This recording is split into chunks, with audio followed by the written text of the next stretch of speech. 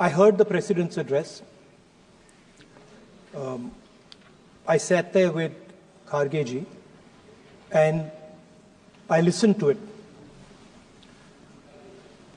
And I must say, I struggled through the President's address to maintain my attention on what was being said, because I had heard pretty much the same President's address the last time and the time before that and the time before that. And it was the same laundry list of things that the government has done. We have done this, we have done this, we have done this, 50 or 100 things that the government has done. And so while I was sitting there, I was thinking, okay, I am being critical about what is being said. And I am saying that this is not the type of President's address that should be delivered. Well, the question came to my mind, what type of address would an India Gathbandhan government deliver? How would that address be different than the address we heard? Because it's no point me saying that it is a laundry list and then not providing an alternative idea. And so today I would like to lay out some dimensions of what an alternative address would look like, what the India Gathbandhan would probably focus on, and where we would lay emphasis. The future of this country is going to be decided by the young men and women of this country, the youth of this country. So I think anything we say has to be addressed to them, has to be spoken to them. The first thing in front of us, and this is something I'm sure the Prime Minister would accept and pretty much everybody in this room will accept, is that even though we have grown fast, we are growing slightly slower now, but we are still growing. A universal problem that we have faced is that we have not been able to tackle the problem of unemployment. No, neither the UPA government nor today's NDA government has given a clear-cut answer to the youth of India about employment. I don't think anybody in this room will disagree with me. I'll give a little statistic for the Prime Minister. The Prime Minister, something I would agree with directionally. The Prime Minister proposed the Make in India program. I think a good idea. We saw the statues, we saw the functions, we saw the so-called investment, and the result is right in front of me. Manufacturing fell from 15.3% of GDP in 2014 to 12.6% of GDP today. That is the lowest share of manufacturing in 60 years. I'm not even blaming the Prime Minister, because I think it would not be fair to say he didn't try.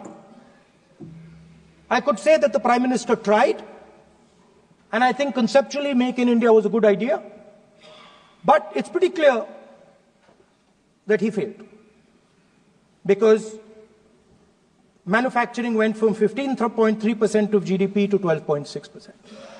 So the first question that any alternative vision would answer to the youngsters of our country is, okay, what and how are we going to solve this problem of employment? Any country basically organizes two things. You can organize consumption, and then you can organize production. Modern way of saying organizing consumption is services. Modern way of saying organizing production is manufacturing. But there is more to production than simply manufacturing. For example, agriculture also is about production. Now, pretty much every government since 1990 has done a decent job on consumption, on organizing consumption. Which are the companies that organize consumption? Uber organizes consumption. Reliance organizes consumption. Adani organizes consumption. But we have, as a country, failed in organizing production. We have excellent companies that try to organize production. They are the Mahindras of this world. They are the Bajajs of this world. Part of Tata's organizes production, but the record of the country in organizing production is dismal. And essentially what we have done is we have handed over the organization of production to the Chinese.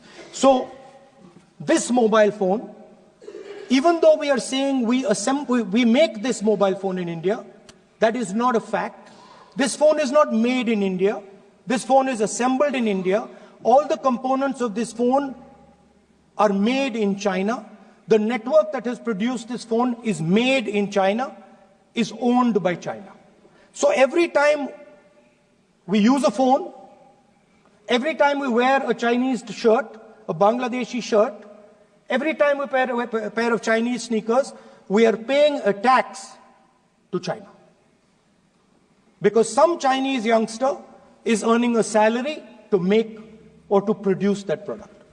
So the first message I would give in a presidential address would be that India has to focus completely on production. Because if we do not focus on production and we continue to focus only on consumption, we will find that we will run huge deficits, we will increase inequality, and eventually we will run into a serious problem. Social problem because of unemployment, which we are already facing.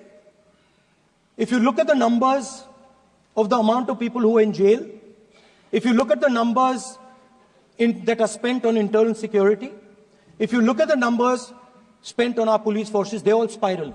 They're all rising. And everybody understands that social tension is on the rise in India. So now the next question comes, okay, so where is this employment going to come from?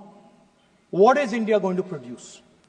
And for that, I'd like to tell all the youngsters of this country that there is a revolution taking place, an exciting revolution. The world is transforming completely. And the change that is taking place, at the heart of the change that is taking place, we are moving from the world of the internal combustion engine to the world of the electric motor. We are moving from petrol to batteries. We are moving wind, solar, potentially nuclear energy. So our entire way of moving is changing. And this is going to change every single thing. It is going to change warfare. It is going to change medical treatment. It is going to change education. It is going to change how we eat. It is going to change every single thing. Now, the last time there was a revolution called the computer revolution, the government of India had a clear focus. We looked at that revolution. It was the Congress government. We looked at the revolution and we decided clearly that we are going to focus on the development of software.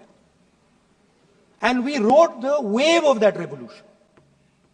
And today you can see the result. I remember people laughing. I remember people laughing when the computer was being talked about. You mentioned Mr. Vajpayee. I respect Mr. Vajpayee, but Mr. Vajpayee gave a speech saying that computers are of no consequence to India. So, what is important when there is a revolution? What is important is that you understand what are the drivers of that revolution and where exactly do you need to focus, where exactly do you need to sit in that revolution. I said that this revolution is going to change everything. And I want the youngsters in this country to think about it. There is a war going on in Ukraine. The war in Ukraine is actually a war between the internal combustion engine and the motor, the electric motor. The electric motor is inside the drone, the engine is inside the tank. And if you look at what is going on in Ukraine, the tanks are dying by the thousands. And small little drones with electric motors, small batteries, not much bigger than that, are destroying the entire tank artillery infrastructure of both Ukraine and Russia. So the drone is the electric motor. The drone is the battery. The drone also needs to see. So the drone is a camera. In the same way, electric cars, the electric car is a motor. The electric car is batteries. The electric car is cameras. Robots are exactly the same thing. Robots are electric motors, multiple electric motors with cameras, with batteries.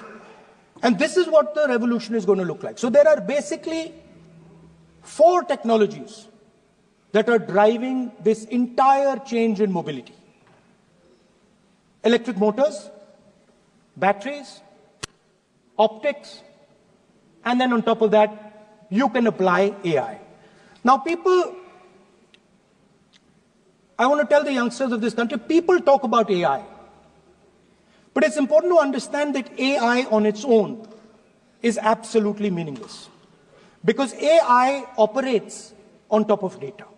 Without data, AI means nothing. And if we look at data today, there is one thing which is very clear. Every single piece of data that comes out of the production system in the world, the data that was used to make this phone, the data that is used to make electric cars, the data that is used to make basically all electronics on the planet today is owned by China. And the consumption data is owned by the United States. In China, the consumption data is owned by China, but in India, companies like Google, companies like Facebook, companies like Instagram, X, they own our consumption data. So if India wants to talk about AI, it has to first answer the question, what data is going to power that AI? And the answer today is India does not have that data. Neither does India have production data, neither does India have consumption data. We have handed our consumption data to the big American companies, and the production data we don't have anyway. So what would that vision look like? The first thing, we would start getting youngsters excited about this revolution. We would start to introduce the idea of a completely new way of moving, a complete revolution in how things move. We would start teaching our children in schools about batteries, about electric motors, about how these things combine, about how drones, robots, electric cars are structured, how they will work together.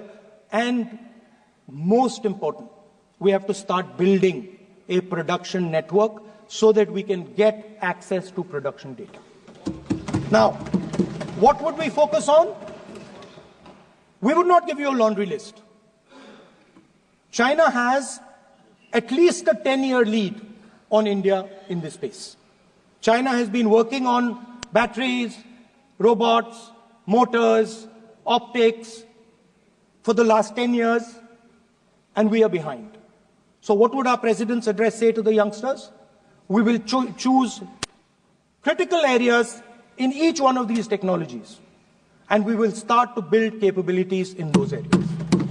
The second thing we would do, we would ensure that our banking system is not captured by 2 or 3 companies that basically do not allow you to build a production system. But our banking system is open, is dynamic, and is accessible to small and medium businesses and to millions and millions of entrepreneurs who want to take part in this revolution. Our foreign policy would take into account this revolution. When we talk to the United States, we would not send our foreign minister to invite our Prime Minister to his coronation. We will not send him 3 or 4 times, please invite our Prime Minister. Because if we had a production system and if we were working on these technologies, the American president would come here and invite the Prime Minister. So it is important to understand where a...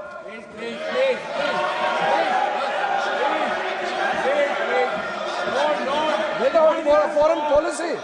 Leader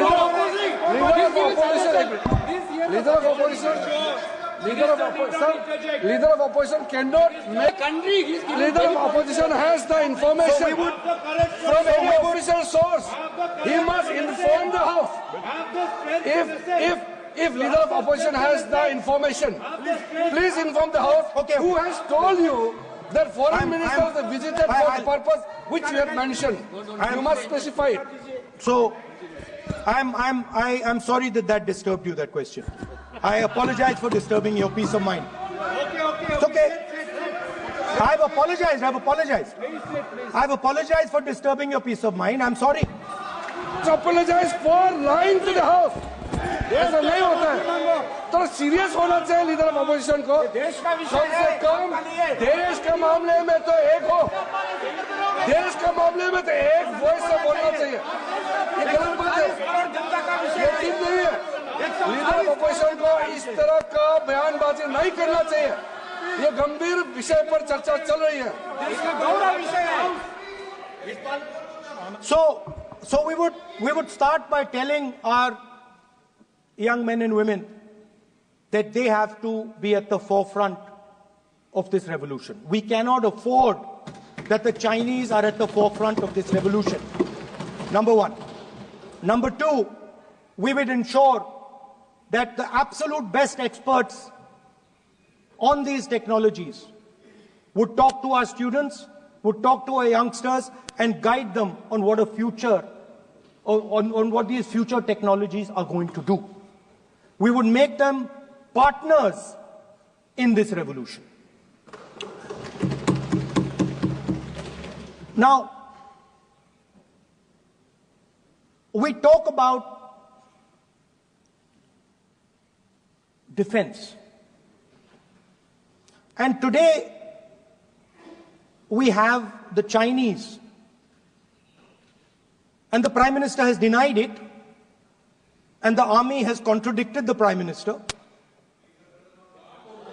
It's true. The Prime Minister has denied it. The Prime Minister has denied it. And the army has disagreed with the Prime Minister that China is sitting on 4,000 square kilometers of our land, of our territory.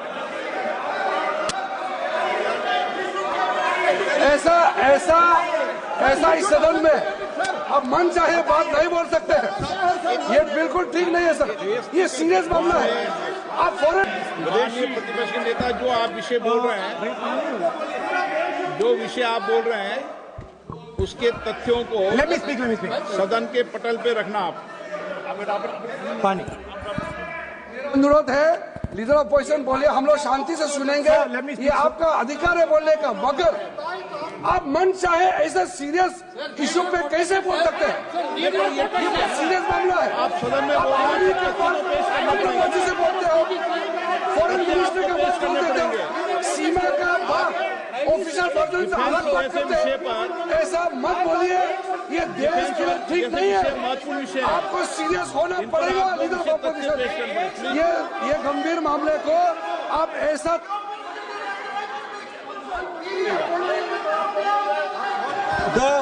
The Prime Minister has denied that Chinese forces are inside our territory, but for some reason our army keeps talking to the Chinese about their entry into our territory, and our Chief of Army Staff has said that the Chinese are inside our territory. This is a fact. This is not invention, this is a fact. Now, but the reason China is inside our territory is important. Because people think that wars are fought between armies and their weapons. But the fact of the matter is that wars are fought by industrial systems. The fact of the matter is that China has an industrial system that is far stronger, far bigger than our industrial system. And that is why they have the guts to come inside this country. The reason China is sitting inside this country is because Make in India has failed. The reason China is sitting inside this country is because India is refusing to produce. And I am worried that India is going to give up this revolution to the Chinese once again. The reason I made this reference is because everything is connected. If and when we fight a war with China, we will be fighting with Chinese electric motors, Chinese batteries, Chinese optics, and we will be buying Chinese motors, Chinese optics, Chinese batteries. It is a non-sustainable proposition. That is why for our security, for the future of our children, for the future of our country, we have to build a production system, and we cannot allow this revolution to go by. Now, the next step, we have a strategic partner called the United States. The partnership should focus on how India and the United States can work together to take advantage of this revolution. That is what the conversation should be on. Please understand that India is as important as the United States for the simple reason that they cannot build an industrial system without us. They cannot build a production system without us. No matter what they say, the Americans simply cannot do what India can do because their cost structure is much, much, much more expensive than ours. We can build things that the Americans would never imagine. India can do that. So that would be the first part of a president's address. We would talk to the youngsters in India and say to them, we want you to be partners in this revolution. We want to change the Indian banking system so you can have access to it. And we believe in you, we trust in you, and we believe you can take on the Chinese. That's the first part. The second part would be about participation. We have done a caste census in Telangana. And what we have found is shocking. Almost 90% of Telangana is either Dalit, Adivasi, backward, or minority. Almost 90%. And I am convinced that that is the story across the country. I am absolutely convinced that the OBC population of this country is not one less than 50%, possibly 55%. 16% are Dalits, 9% are Adivasis, 15% are minorities. Last budget, there was a photograph. You remember the photograph? Of course. वो मक्खन बांटने वाली, हलवा बांटने वाली photo. मैं हैरान हो गया कि इस बार फोटो ही हटा दी. हलवा खिलाया मगर दिखाया नहीं किसको खिलाया. Please.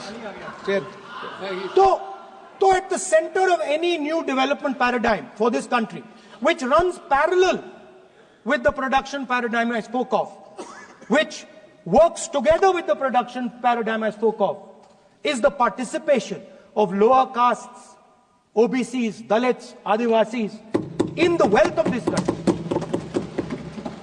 If we look at the largest corporates in this country, they're all owned. None of them are owned by OBCs. None of them are owned by Dalits. None of them are owned by tribals.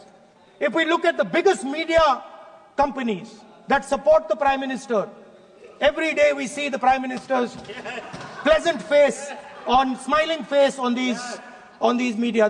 None of them are owned by OBCs. None of them are owned by Dalits. None of them are owned by Adivasis.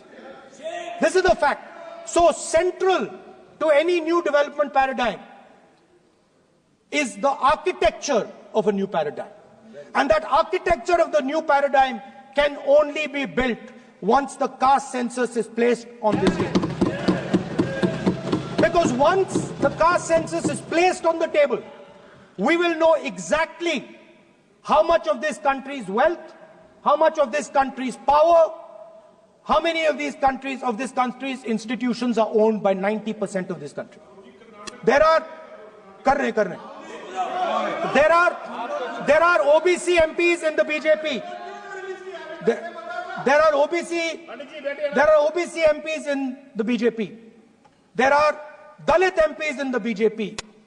There are Adivasi MPs in the BJP. Remember, you are OBCs, you have 50% of the population, and you have absolutely no power. I know that you're sitting there and you cannot even open your mouth. That is the truth of the country. प्रधानमंत्री का चेहरा आपको दिखाई नहीं देता है। जाति जनगणना, प्रधानमंत्री का चेहरा आपको दिखाई नहीं देता क्या? Architecture, participation, revolution in this country that we are going to bring. ये अंधेरा हो गया है।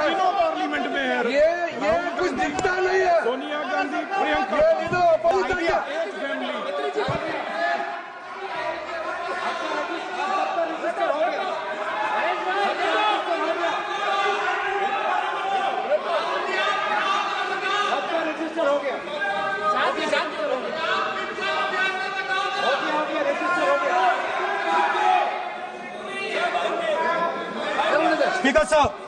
Speaker sir, so the idea is, on one side, allow India and the Indian youngsters to participate in the coming mobility revolution.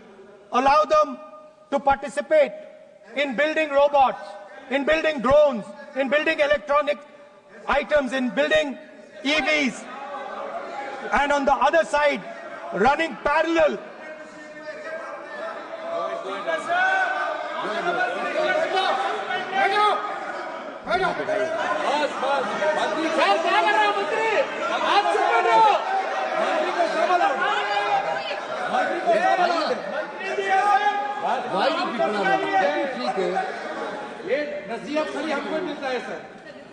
मैंने उनको ही मना the country, Speaker sir. ऐसा नहीं है। आप So- भी बहुत डिस्टर्बेंस करते हैं। Okay, Speaker sir, so parallel ideas. One idea, participate in the mobility revolution. Whether you're thinking of economy, weapons, production, healthcare, India should participate in this revolution. India should become the master of the electric motor, master of the battery, master of optics, and master of AI applied on top of that production system. Now imagine the power of AI when we apply it to the caste census. You imagine what we will do with AI and what we will do with the social revolution in this country when we start to apply AI on the data that we get from the caste census. So we are going to run a parallel track. On one side, participation, revolutionizing the participation of Dalits, OBCs, Adivasis in the ruling of this country, in the institutions of this country, in distribution of wealth of this country. And on the other side, parallel track, challenge the Chinese and participate in the revolution and defeat the Chinese in electric motors, batteries, solar panels, and wind. So that is the first two parts of any presidential election address that any India Gathbandhan leader would give you. The final, of course, we go back to the Constitution. This, our favorite, just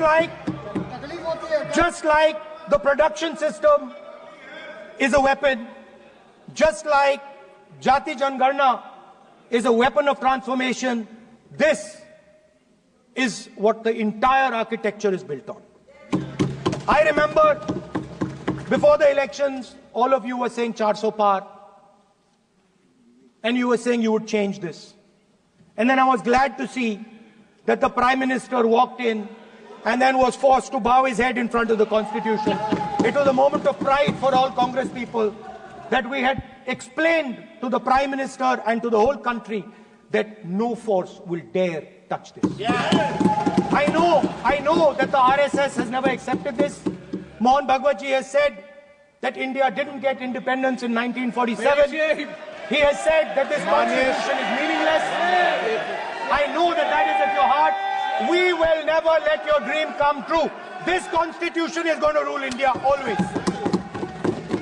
Now, एक minute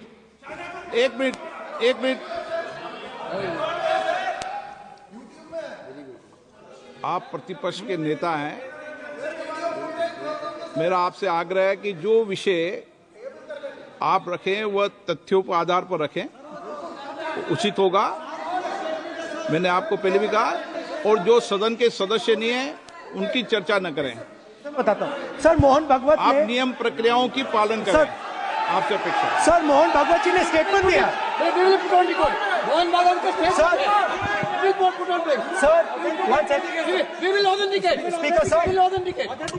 Speaker sir, Mohan Bhagwat ji made a statement saying that India did not receive independence in 1947.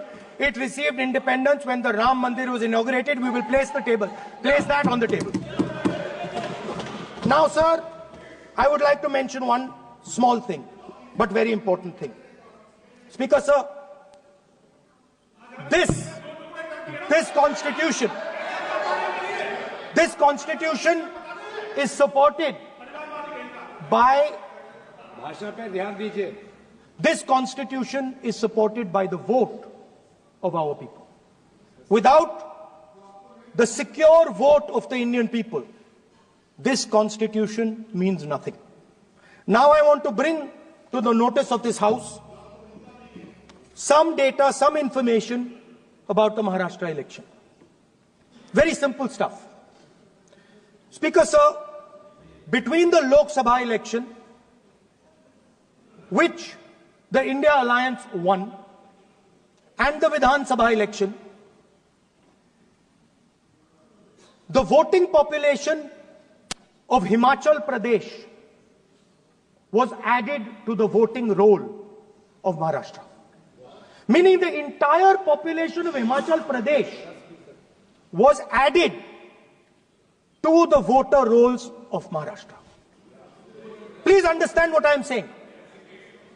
In Lok Sabha, the difference between Lok Sabha and Vidhan Sabha was the population of Himachal. The entire population, almost 70 lakh new voters suddenly arrived between Lok Sabha and Vidhan Sabha. Now, the most interesting part, and the Prime Minister is not looking at me. The most interesting part, मजबूरी है। आप the most interesting part, तर्क पे बात करो। मुंह नीचे कर लिया suddenly. The most interesting part is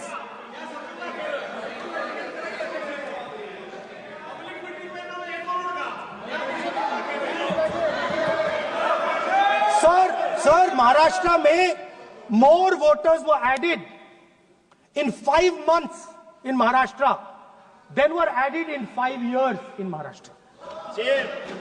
जितने 5 साल में ऐड हुए उससे ज्यादा 5 महीने में ऐड हुए, आखिरी 5 महीने में लोकसभा चुनाव के बाद। सर, एक बिल्डिंग है सर शिरडी में, एक बिल्डिंग में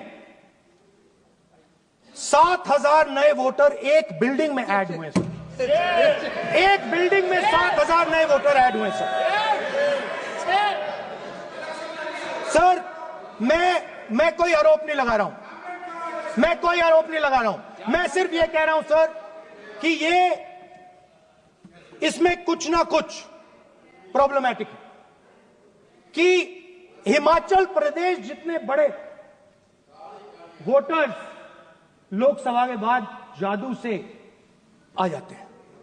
अब हम क्या कह रहे हैं, हमने इलेक्शन कमीशन से रिपीटेडली कहा है कि हम आरोप नहीं लगा रहे हैं, आप एक काम कीजिए, हमें लोकसभा की वोटर लिस्ट दे दीजिए, नेम, एड्रेस और इलेक्ट्रॉनिकली दीजिए, और विधानसभा नहीं है। नहीं सर, नहीं नहीं नहीं नहीं नहीं स्पीकर सर वो सब वेबसाइट पे रहती है, सब जानते हैं, कभी भी कोई निकाल सकता है। स्पीकर सर, मैं समझा देता हूं सर। स्पीकर सर, वो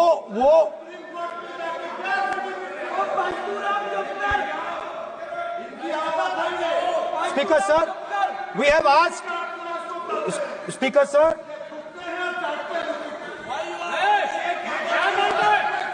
Speaker sir, we are asking this question. We are asking this. Speaker sir, population of Himachal Pradesh.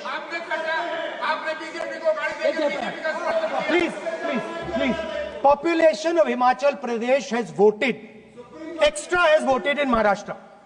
We are saying to the Election Commission, please give us the names and addresses and polling booths of all the workers in the Lok Sabha and all the workers in the Vidhan Sabha, so we can calculate who these new workers are, who these new voters are. Interestingly, the new voters are mostly in the constituencies that the BJP has swept. Please understand, the new voters have been added mostly in the constituencies where BJP has swept. I am still not making an allegation. I am saying on the floor of the House that the Election Commission has to give the data of the Maharashtra elections to the Congress Party, to the Shiv Sena and to the NCP, so that we can see exactly where these voters have been added, who has been subtracted, who has been added, where they have been added. This is not an irresponsible request. This is a very simple request for them to fulfill. The reason I am saying this, sir, is because the rules have been changed. This is not just said in isolation. Speaker, sir, the election commissioner used to be chosen by the Prime Minister, Leader of Opposition, and the Chief Justice.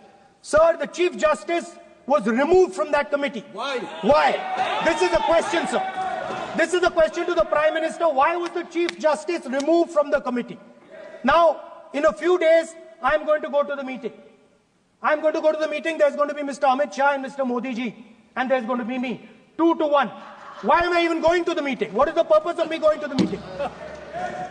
I'm only going to the meeting to certify what Modi ji and Amit Shah ji are going to say, right? Whereas if the Chief Justice was there, there could be a discussion. Chief Justice and Leader of Opposition could say, no, we don't agree. So, there seems to be a calculated strategy. Now, just prior to the Lok Sabha, the election commissioner was changed and 2 new election commissioners were placed. Yes. We know that the election dates were changed. Yes. We know that the elections were postponed. These are facts. These are not things I am inventing. So, in order to safeguard this constitution, the entire opposition requests the data for the Maharashtra election. We request the data and the electoral voter list for Lok Sabha and the corresponding list for Vidhan Sabha. And I am very confident that the Election Commission will not give us this information. Speaker, sir, that is broadly. So the third element of our President's address would be a determined defense of India's institutions, of our democratic system, and a re-look at our entire democratic framework, and the looking again at all the institutions that have been taken away from the people of India. So those would be the type of things that we would say in a presidential address. I'd like to finally say one thing. In the last, थोड़ा बढ़ा देता हूं. अब मैं थोड़ा और खींचूंगा. अब और खींचूंगा थोड़ा. अब और खींचूंगा. So in the last, there is a background, a philosophical background to what I am saying. Essentially, what I am saying to the youngsters of India and to this House is that instead of focusing on multiple things, instead of telling us a laundry list, give us a strategy, give us a vision, make it clear, right? Now, there is a philosophical basis to this. There is even a deep philosophical basis to this. I showed you the picture of Shivji, which you didn't allow me to show. I showed that picture for a reason. What does that picture tell us? If you look at that picture carefully, it tells us focus carefully. Do not get distracted. Do not look here and there. Do the job at hand. So there is a philosophical basis to the speech I have given. I have not told the House and the country that we will do this, and this. This is the philosophy of Shivji. Say what you have to say, but be clear that you're going to do that one thing and don't do 56, 70 different things. So there is a link between our philosophical tradition, our religious tradition, and what I'm saying. And that is what India needs to do. India needs to connect the past, the values of the past. You talk about Sardar Patel ji, but you destroy Sardar Patel ji's values every day. You talk about Ambedkar ji, you destroy his values every day. You talk about Nehru ji. No, you don't talk about Nehru ji. Right? You bow in front of Buddha. You destroy what he says. So the point is, you have to be truthful to what you are. Right? And it is important that when you are giving a way forward to the nation, there is clarity. There is clarity of purpose. There is no hatred. There is no violence. There is no anger. Because these things are destroying our country. So my speech has not been angry, has not been nasty. My speech has been very polite, very kind. And I thank the Prime Minister for coming and listening to it.